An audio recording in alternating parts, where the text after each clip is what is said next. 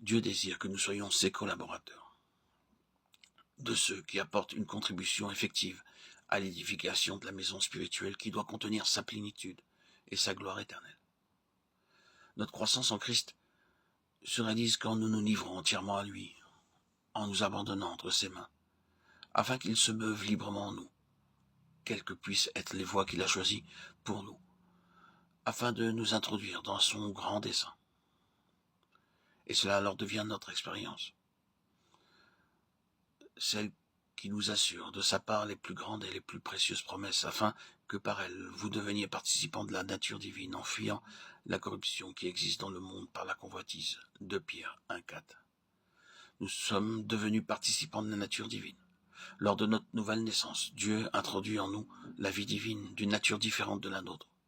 Cette vie possède un caractère et une mentalité qui lui sont propres.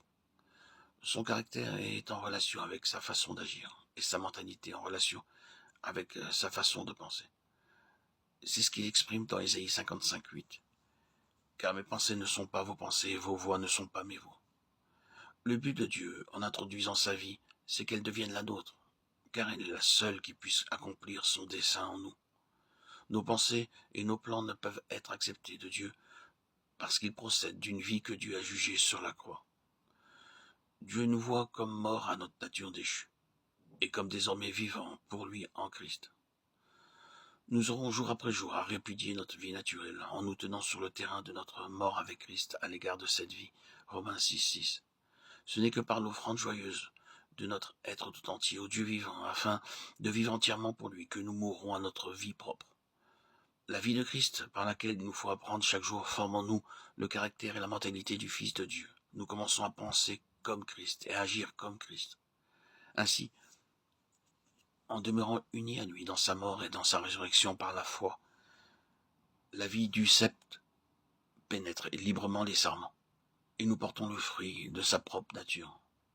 Le fruit de l'esprit, c'est l'amour, la joie, la paix, la patience, la bonté, la bienveillance, la foi, la douceur, la maîtrise de soi. Galates 5,21. Car nous sommes participants de Christ. Hébreux 3,14. Être participant de Christ, c'est donc avoir part à tout ce qu'il est et tout ce qu'il possède. Dieu a rassemblé en Christ son Fils tout ce qui est nécessaire à l'homme. Nous trouvons en lui la réponse à tous nos besoins. Rencontrer Christ, c'est rencontrer celui qui a la vie et qui est la vie. Dans l'évangile de Jean, le Seigneur fait 8 déclarations, chacune d'elles étant un aspect de ce qu'il est pour nous. La première est « Je suis le pain de vie », Jean 6,35. Christ est notre nourriture. Le bon berger, Jean 10,11. Il prend soin de son troupeau.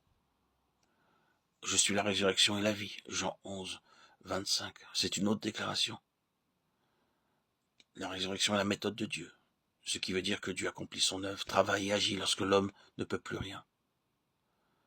C'est né qu'en nous livrant à lui, en permettant à l'esprit de maintenir l'homme naturel crucifié, que sa vie de résurrection réalise le plan de Dieu.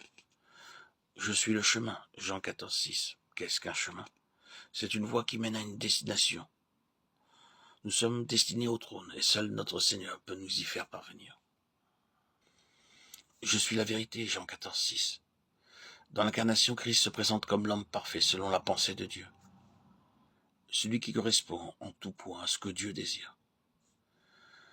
Le travail de l'esprit consiste à nous conformer au modèle et alors que la vie de l'esprit accomplit cette œuvre de conformité, Christ, la vérité de Dieu, est reproduit en nous. Je suis la vie. Jean 14,6. Cette déclaration signifie que Christ est le seul qui possède la vie en lui-même. Christ est la vérité en raison de ce qu'il possède, la vraie vie. Je suis le cep. Jean 15,5. Comme le cep porte les sarments, de même nous sommes issus de lui. Le sarment ne fait aucun travail, il reçoit la sève nourricière par le cep afin de porter du fruit. Cette parabole montre que Christ est celui qui pourvoit tous nos besoins, pourvu que nous le laissions librement agir. Tout comme le sarment doit connaître les mondages, de même nous aussi, nous devons connaître la discipline et la correction du Saint-Esprit. Le sarment demeure rattaché au cep, nous aussi, en demeurant unis à Christ par la foi. Sa vie devient notre vie, comme la sève du cep devient celle du sarment. Ces 8 déclarations que le Seigneur nous annonce constituent l'ensemble de ce que Christ est pour nous, et par conséquent de tout ce dont nous sommes participants en lui. Que le Seigneur nous accorde la grâce pour persévérer dans une offrande joyeuse, afin que tout ce qu'il est devienne notre expérience.